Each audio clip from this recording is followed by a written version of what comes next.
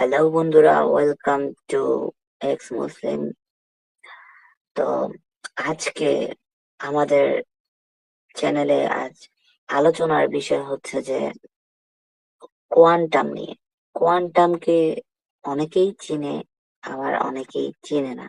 তো এটা বাংলাদেশের এমন একটি প্রতিষ্ঠান যা যোগা বা বিভিন্ন কার্যক্রম তাদের আরো আরো আছে, ওগুলা নিয়েই। তো আজকে এই বিষয় নিয়ে আমরা আলাপ আলোচনা করব। আমাদের সাথে কিন্তু একজন কোয়ান্টাম সদস্য, এক্স কোয়ান্টাম সদস্য উপস্থিত আছেন। তো আম, আজকে ওনার সাথে এসব বিষয় নিয়ে, কোয়ান্টাম নিয়ে, কোয়ান্টামের গভীরতা নিয়ে আলোচনা করার চেষ্টা করব। তো আমাদের সাথে একজন এক্স কোয়ান্টাম মেম্বার, উনি উনি এখন ওনার সাথে পরিচয় করিয়ে দিচ্ছি।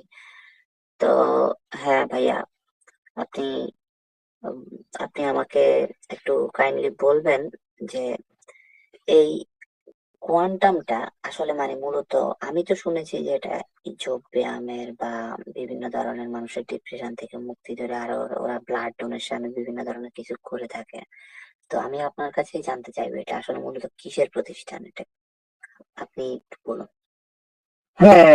আহ, আমি আসলে সবাইকে ধন্যবাদ জানাচ্ছি যে আমাদের এই প্রোগ্রামটা শোনার জন্য।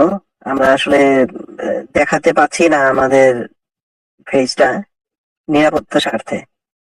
তো আপনার মনোযোগ দিয়ে শুনবেন পুরো ভিডিওটা, এবং আমরা পরবর্তীতে এগুলো নিয়ে আরো ডকুমেন্ট প্রচার করব। এই এই আমাদের ভাইয়া ভাইয়া আজকে উপস্থাপক, তার চ্যানেলের মাধ্যমে আপনাদেরকে জানাতে আহ, চেষ্টা করবো আর কি। তো আসলে কোয়ান্টাম মূলত যেটা বলেছিল বা যেটা বলে সেটা হচ্ছে যে মেডিটেশন, ডিপ্রেশনকে দূর করার জন্য, সাফল্য অর্জন করার জন্য, রোগ মুক্তির জন্য। তো আসলে বিষয়টা প্রথম দিকে দেখলে মনে হয় যে না, সবই ঠিক আছে, যে একদমই একটা ভালো প্রতিষ্ঠান, ভালো কিছু সেবামূলক কাজ করছে। কিন্তু এরা মানে এদের যে মেইন প্রতিষ্ঠাতা, সে হচ্ছে মানে শহীদ আল বুখারী। তাকে মহাজাতক বলে পরিচয় নাম দিয়েছে আর কি। উনি নিজেই নিজেকে নাম দিয়েছে, তাকে কেউ দেয় নাই। তো সে কি করছে যে কিনা আপনার ওই প্রতিষ্ঠানের এই ভালো ভালো দিকগুলো উপস্থাপন করে, কিন্তু ভিতরে ভিতরে একদম সরাসরি ভাবে ইস- ইসলাম প্রচার।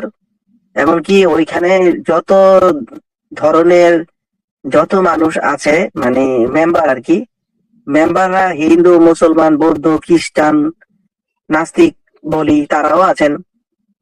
তো এইখানে যদি আপনি মনে করেন যে এইখানে সকল ধর্মের যে একটা মিলন মেলা, সেই মিলন মেলায় যদি ইসলাম প্রচার, কোরআন শরীফ খতম, খতমে কোরআন, হাদিস, এবং প্রত্যেকটা ক্ষেত্রে ক্ষেত্রে যেই নামগুলো ব্যবহৃত হয়, সেই নামগুলো একদমই ইসলামিক, ইসলাম দিয়েই নামগুলো।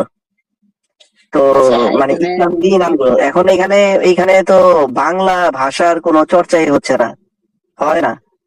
হ্যাঁ, আচ্ছা আমি তো শুনলাম ওনারা নাকি একটা ভালো প্রতিষ্ঠান, ওনারা মানুষের এই ডিপ্রেশন থেকে দূর করতে সাহায্য করে, যোগা নিয়ে কাজ করে, মানে যোগ ব্যায়াম যাকে বলা হয়। তারপর হচ্ছে ওনারা বিভিন্ন ব্লাড ডোনেশন ক্যাম্প এগুলা করছে। এদের বাইরে তো আর তেমন কিছুই আমরা জানি না, যেহেতু আপনি এটার সাথে গভীরভাবে ছিলেন অনেক দিন হ্যাঁ, আমি অনেক থেকেই বছর আর কি। ধরেই হুম। হ্যাঁ, আমি অনেক বছর ধরেই ছিলাম। আমি আর এখন নাই, আমি সরে গেছি। দেখুন, আমি একজন মুসলমান। তো আচ্ছা। আমি আমি একজন মুসলিম ফ্যামিলির ছেলে, পড়াশোনা করেছি। আমি যদি নিরপেক্ষভাবে বিচার করি, হ্যাঁ, জ্ঞান আপনার অর্জন করার অধিকার সবারই আছে। কোরআন শরীফ বলুন, এবং যেই প্রত্যেকটা ধর্মগ্রন্থকেই আমি সম্মান করি। তো আচ্ছা। সেইখানে যদি একতরফা আপনি শুধু ওই কোরআন শরীফ নিয়ে যদি থাকেন, তো এটা তো হচ্ছে না, এটা তো ঠিক না। আপনি এবং এবং যেটা জি, প্রথমে এটা যেটা কিন্তু দেখানো হয়। নিরপেক্ষভাবে মানে আপনি একজন মুসলিম হয়েও মানে নিরপেক্ষভাবে, যেহেতু একটা প্রতিষ্ঠান হচ্ছে যোগ ব্যায়াম বা বিভিন্ন ধরনের কার্যক্রম, সেখানে কেন ধর্মীয় ভাবে এটাকে ইয়ে করা হবে? এখানে তো নিরপেক্ষ হ্যাঁ, থাকা উপস্থাপন উচিত। করা হবে। হ্যাঁ, হ্যাঁ, হ্যাঁ, আপনি তো একদম রাইট। এবং এবং এইখানের যেই পয়েন্টটা হচ্ছে যে এখানে যে সাফল্য অর্জনের যে টেকনিক এবং এই রোগ মুক্তির যে টেকনিক, সেই হুম, টেকনিকটা তো কিন্তু ওই কোরআন হাদিস থেকে না। সেই টেকনিকটা কিন্তু পুরোপুরি ভাবে যোগ সাধনা, এবং যোগ সাধনা আসলো কোথা থেকে? এবং ভারতীয় এটা তো শাস্ত্র আসলো খুবই- কোথা থেকে? আমার এই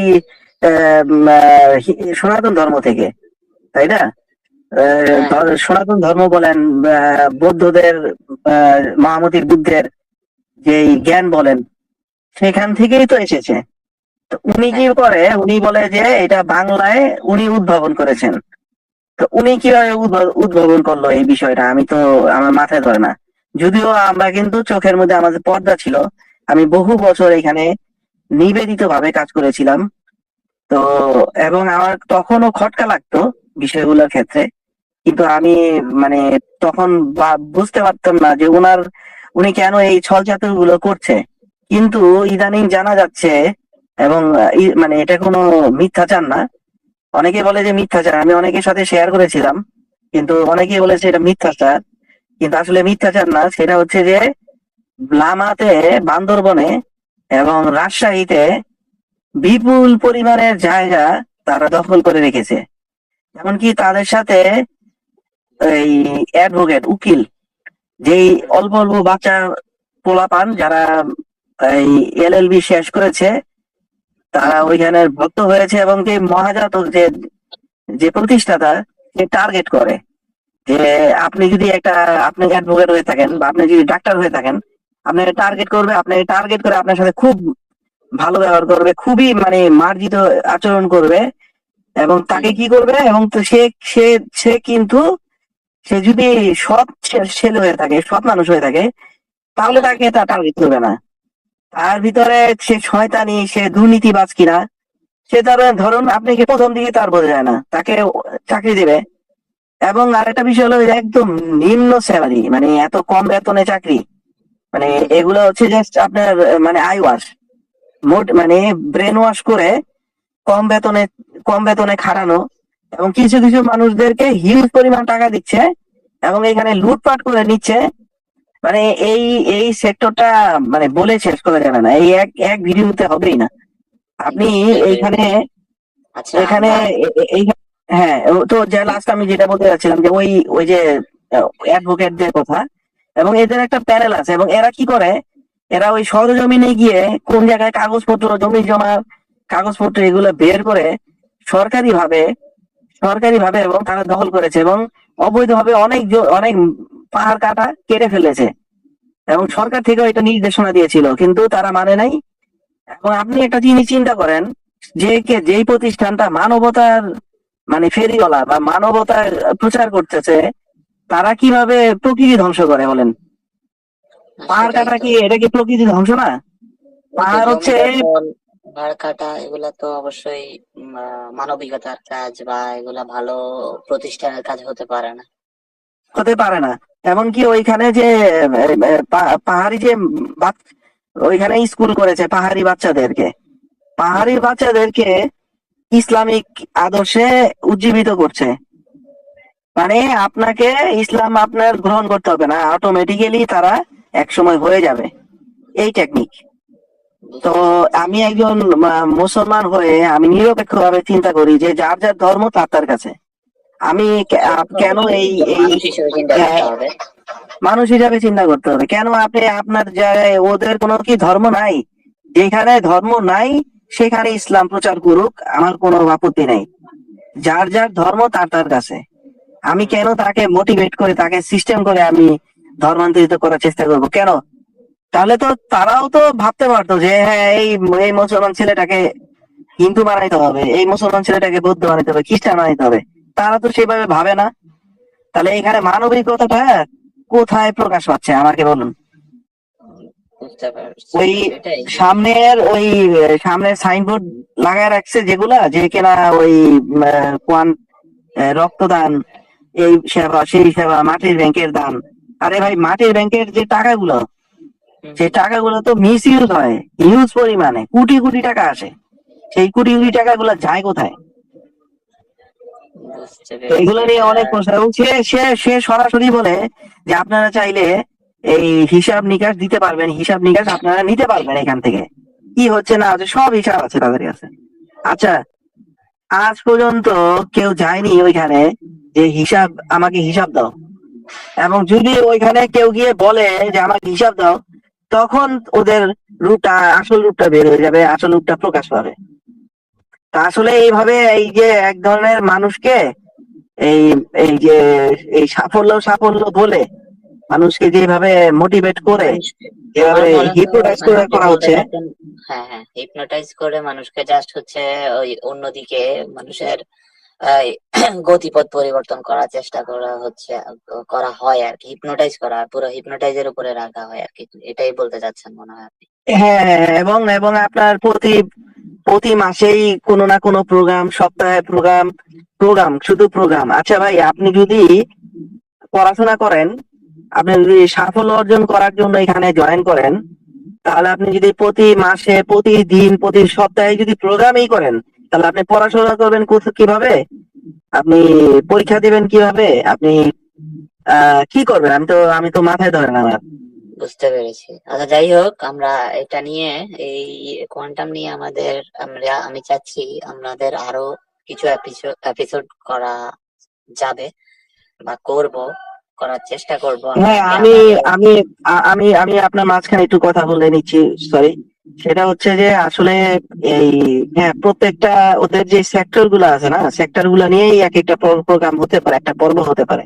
আমি আজকে প্রথম প্রথম দিন, প্রথম অনুষ্ঠানে জাস্ট আমি সংক্ষিপ্ত পুরো পুরো ডিটেলসটা বললাম আর কি আপনাকে। আচ্ছা আচ্ছা এই আর আচ্ছা, কি। ঠিক আছে তাহলে আমরা এটা নিয়ে আরো এপিসোড করার চেষ্টা করব, আরো বিভিন্ন প্রমাণাদি নিয়ে আসার চেষ্টা করব। তো ঠিক আছে, তাহলে ভালো যাই থাকবেন। হোক, ভালো থাকবেন ভাই। ধন্যবাদ আমাদের অনুষ্ঠানে অংশগ্রহণ করার জন্য। আর দেখা হচ্ছে তাহলে পরবর্তী এপিসোডে এবং আরো। হ্যাঁ, আর দর্শকরা সবাই ভালো থাকবেন, দেখা হচ্ছে পরবর্তী এপিসোডে। ভালো থাকবেন। জয় হোক মানবিকতার। ধন্যবাদ। ঠিক আছে, সবাইকে ধন্যবাদ ভাই।